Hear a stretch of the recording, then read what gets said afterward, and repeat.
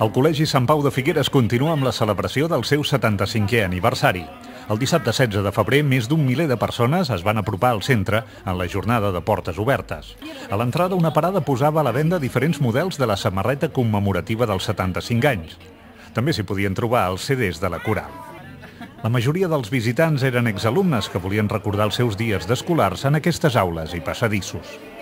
Uns dels espais més concorreguts eren les sales on s'exposaven les fotografies que en les darreres setmanes han anat aportant les persones que han passat pel centre.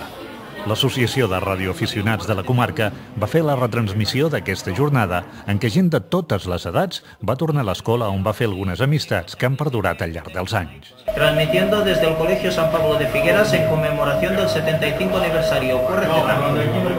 Whisky Delta, complete.